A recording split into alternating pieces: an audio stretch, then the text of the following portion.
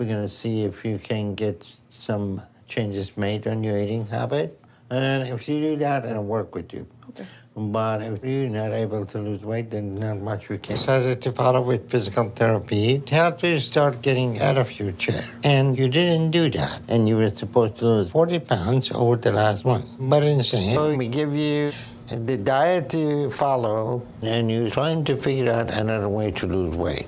So what is your objective coming here? What do you want us to do? Make you... Some folks claim they're big-boned until a reality check lands harder than their last snack. They swear it's all metabolism, but we know better. It's those midnight fridge raids.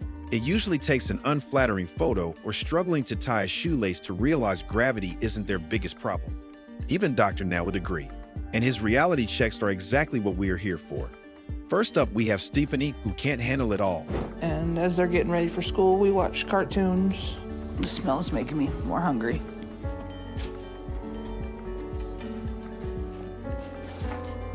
Here, I don't know how much syrup you want on there. I'm constantly thinking about food.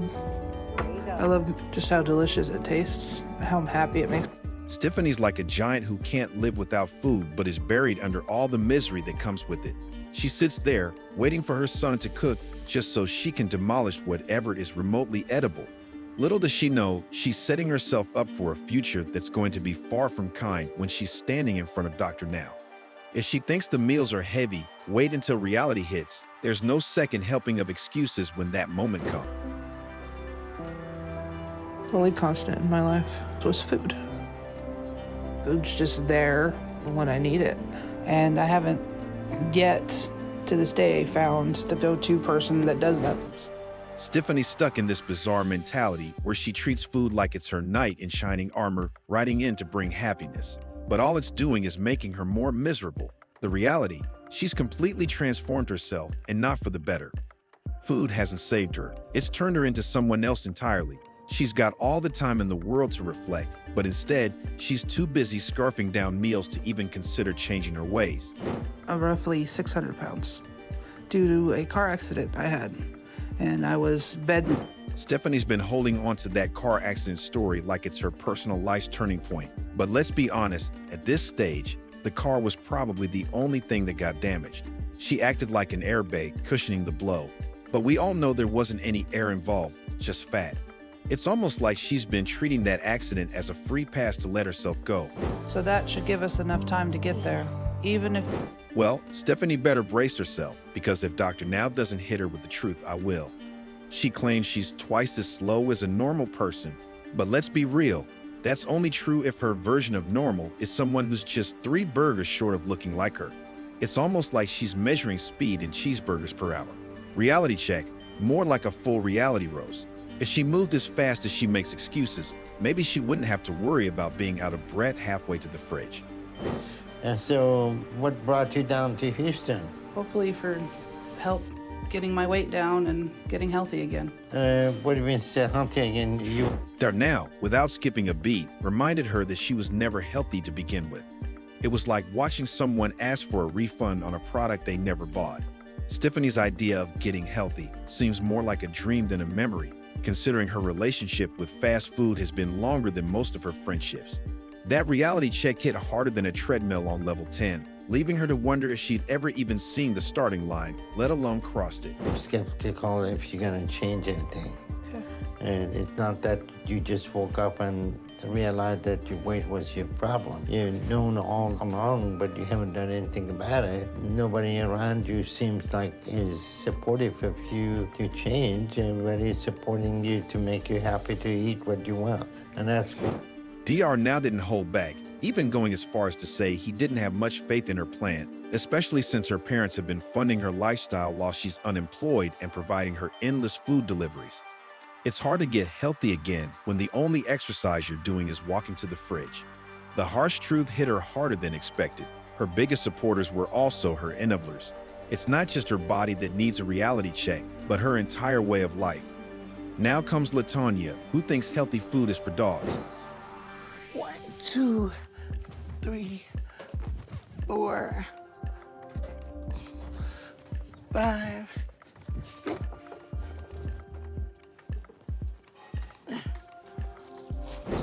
Latonia is like a planet stuck in its own orbit, unable to break free. Just like how she struggles to get from her chair to the bed. Every move feels like it's being weighed down by that gravitational pull. It's not just about the food anymore. It's about how she's become trapped in her own body, with every meal adding another layer to the weight she's carrying, not just physically, but mentally too, making her unable to think. He's like my best friend. Thank you. Can I have some juice, Miss V? When I eat, it takes the stress away. That's what I do to help me cope with things. I need a roller cart. Right. We gonna have to get one. Latonia's caretaker jokes that they should just get her meals delivered on a roller cart to save time. Because let's face it, her best friend isn't exactly light. Food's not just her BFF, it's her whole entourage. And honestly, with the way things are going, the roller cart would probably become the real MVP, rolling in like a knight in shining tinfoil. It's like the caretaker's there for support, but food's really the one stealing the spotlight.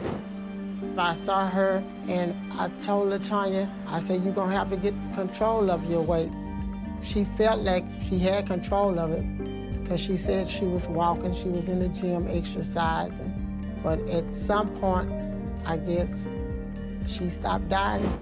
Latonia is the kind of person who'd give a whole speech about starting a diet, only to dive straight into a buffet right after. She's mastered the art of fooling her friend, who actually bought into the idea that she was going to turn her life around. But let's be real, Latonia's talent, besides eating, is living in pure delusion, because the only thing she's shedding is her friend's faith in her supposed new lifestyle. I'm here at Dr. Now's clinic to get my weight checked.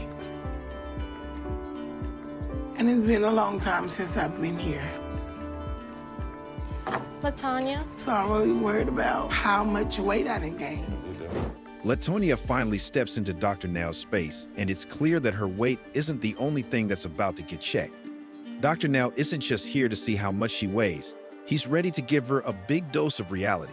He's about to tell her that all those burgers she's been gulping down aren't just harmless snacks. They come with serious consequences. Today, she's going to learn the hard truth about how her eating habits are catching up with her. Hold on tight, Latonia. Dr. Now is about to hit her with the kind of truth that even her cravings can't ignore. All right, nice to meet you, Juan. Well, Latonia, it says here in the chart that you came in 5 years ago when you were 482 pounds, and now you're 631 pounds. And how long you been in this? Dr. Now isn't holding back, making it clear that this isn't Latonia's first rodeo with trying to shed the pounds, and that's just brutal to witness. It's especially tough when her fiancé is sitting there, clinging to the hope that this time will be different, only to watch her put on a masterclass in empty promises. He's probably realizing that her willpower is as flimsy as the salad she never touches, and all the motivation in the world won't help when the only weight she's lifting is the fork. You'll have to eat something. No, eating the food that belongs to the next 4 years ahead of time. So if you don't eat, you're gonna be all right. At your weight, body got the reserve that you don't eat anything for a week or two, you're not gonna have anything gonna happen. Dr. Now isn't pulling any punches with Latonia, reminding her that she's just one burger away from a catastrophic health crisis and 1,000,000 calories from even thinking about making progress. It's laughable that she's eaten enough food to keep a small village fed for years, and yet here she is, acting like a chicken is a foreign concept. He's ready to tell her that if she thinks food is her best friend, it's time for a serious intervention because that friend has been leading her straight to the emergency room. Next up is Paul, who doesn't know what's coming for him. The age when everyone starts to date. I wanted a girlfriend, but girls didn't want the fat guy. So I just kept to myself, continued to eat more, and So it turns out that life has already been giving Paul reality checks after reality checks, but he just refuses to give up. He acknowledges the fact that guys like him aren't really girls' first priority, but instead of listening to the signs of reality, he just gave in to his obsession for food, which still shows up today. He knows that the reality is going to be harsher with every fry, but that doesn't even stop him from shoving down the entire packet. here is that it could already be too late for me. That my body's too far gone already. Paul's hit rock bottom. My son is the size of 3 men. He only has one heart. Paul seems to be the type of guy who is already aware about his situation, but he still keeps pushing to discover a new low. Despite having a grasp about his reality, he still decides to be the biggest eater in his town because of course food is gonna fix everything for him. But the satisfaction is gone once it's been 10 minutes after his meals and the dopamine has faded away. Maybe a reality check from the doctor can fix something. But even though it may be safe for you to drive to Houston, don't put too much strain on you to go back and forth and keep making that trip multiple times. So if you want to do the program, you need to commit to it. Even when talking to Paul about the new journey he wants to embark on, Dr. Now still manages to sneak in a couple of mild reminders that serve as a reality check for Mr. Giganosaurus here. He keeps emphasizing how difficult it is for someone like him to handle day-to-day basic tasks, let alone travel this far. Let's see if the doctor maintains his light-hearted reality checks or finds a way to make them even harder. You weren't kidding about your weight. You're over 750, and that's a lot. But thankfully, you're still mobile. But no one that way is getting food without some help. So, who you got with you? My mother and my best friend. All right, nice to meet you. Nice to meet you. So, who is enabling you more, your mother or your friend? Probably me, because he's with me more. It's good to see Paul receiving reminders from Dr. Now that his enormous weight of 750 pounds isn't entirely his own doing. There must be others supporting him in destroying his life for the sake of indulging in a little snack. These same individuals are helping him shove meals into his mouth without any consideration for his situation. Paul doesn't need motivation. He needs a reality check, and Dr. Now is here to provide it for him.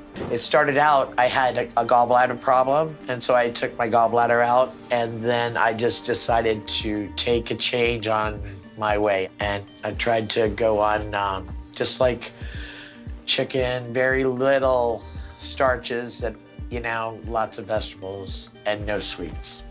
Well, you're doing that for yourself, but you're not doing that for Paul. Why? Paul, And here comes the hard realization for Paul's mom, who is undeniably his enabler. She knows what it's like to be overweight and managed to pull herself out of that deep dungeon by controlling her food intake. Yet for some reason, she doesn't encourage her son to do the same. Instead, she is pushing him to become the worst version of himself by being the very reason for it. It seems that Paul's mother needs reality checks even more than Paul himself. Then when he was home, I tried to make him happy and fix what he wanted to eat. Well, But you I know, didn't see it before. looking at his leg, and you think he's happy now? No, sir. So this is the dynamic that we need to change, but I don't know how we're going to change. And here comes another blow from Dr. Now. At this point, you really begin to wonder whose fault all of this truly is. Paul has the capacity to eat all the unhealthy food in the world, but who is really helping him by providing the worst options for his health? It's surprising, to say the least, that his mom, who has a very clear understanding of the struggles that come with being overweight, is still trying to ensure that her son goes through the same hardships. Well, let's hope it isn't bad parenting with Randy, at least, because we can't take two blows. Hey, Dia, could you help me with my shoes and socks, please? Yeah. Now, there's 11 of us in this house, 7 adults and 4 kids. And I'm just like an extra kid that they have to take care of. No matter how much delusion a person embodies, there's always some voice inside that keeps offering reality checks. You just choose not to accept it. This seems to be the case for Randy, but the difference is that not only is he ignoring it, he's also refusing to acknowledge it altogether. Randy is a giant of a man who has to endure all the extra hurdles because of his weight, yet he does little to nothing to change his situation. He has just become a burden on himself and for his family. 22, I met my wife, Danielle, and we dated for 4 years. During that time, I put on another 100 pounds and was just over 400 when we decided to get married and start a family. But we couldn't get pregnant. And Danielle got tested, but it wasn't her. So then I needed to get tested, but I refused. I've always wanted kids. And if that wasn't possible, I don't think I could take the news. So Danielle left me, and we got. It's not that Randy hasn't faced enough issues in his life to be unaware that his weight is the root cause of most of his problems. Even with his wife, when things could have been worked out through some other solution, she chose to leave him because of how out of control he was getting with his weight. Randy has been confronted by reality his whole life, but what he truly needs is a hard reality check to make him realize exactly where he stands. I don't even put in a full day's work because I get too tired. Can't do anything too physical. I gotta take breaks a lot more because I get winded. My dad's employees, they catch my slack where I can't do something. They'll take care of it and don't say nothing about it. It's embarrassing. I hate it. Because I can't. Dr. Now can provide him with all the reality checks in the world, but Randy's life alone should be enough for him to take a moment and realize he needs to change whatever he's doing because it's clearly not working. If it's not a family member or a random person offering those reality checks, you should have enough sense to figure out the situation yourself. Maybe Randy doesn't respond well to the word workout, though it might just hit a little too close to home. 11 people. 11 total. How many of them are overweight? You see us. That's 3 and 1 more. So you live in the household of unhealthy eating. So it's going to be very hard for you to stick to a low-calorie diet if nobody else is eating that way. Yes. This is a very unusual dynamic with Randy. Despite the fact that he is on track to be 700 pounds soon, he's still able to get around, so he's getting food for himself. Finally, a face-to-face confrontation with Dr. Now, and Randy is already hearing more about fixing his situation than he ever imagined. He's not only severely overweight, but still has some mobility, though he uses it more to buy food than to work or move around as he should. Dr. Now isn't very optimistic, predicting that Randy will soon hit the 700-pound mark. And if that's the case, the reality checks are only going to get harsher from here. He either has to fix his situation or brace himself for even worse outcomes. Let me get that straight. I tell you last time you need to lose more weight because your heart is weakened and you gain more weight. What happened? It's very simple. Your heart is failing. It could give out tomorrow, a week, or 3 months. The only way to stop that is to lose weight so your heart gets strong again. You do that, you get surgery. You don't, you're not gonna be alive this time next year. Randy is playing with fire right now. He cannot afford to waste any more time. His heart is going to give out soon. This wasn't unexpected. Dr. Now doesn't hold back, and he's shown, no matter how harsh he gets, it's the only thing that might save Randy because, without it, he won't survive more than a year, and even that's a generous estimate. Beyond the reality check, Randy desperately needs a sense of responsibility, which seems to be completely missing. It really raises the question, is it about the food or is it about life? Something tells me Randy will still choose food. It's time for a wake-up call with Randy. I'm going to see you again in 2 months. I want you to lose 55 pounds. The 40 pounds you should have lost, plus 15 for what you gained this past month. Okay. If you want to live, lose the weight. Yes, Okay? sir. I can't believe I messed up like this. It's Dr. Now's generosity that allows him to speak to Randy the way he does. It's almost as if the doctor is speaking on behalf of Randy, who wants to live for his family but refuses to put in the effort it requires. If there's one kind thing Dr. Now can do for Randy, it's to be brutally honest about his dangerous heart condition. Reality check or not, Dr. Now is doing all of this to ensure Randy lives long enough to enjoy life with his family. Similarly, those who enjoyed this video better hit the like button and subscribe to this channel.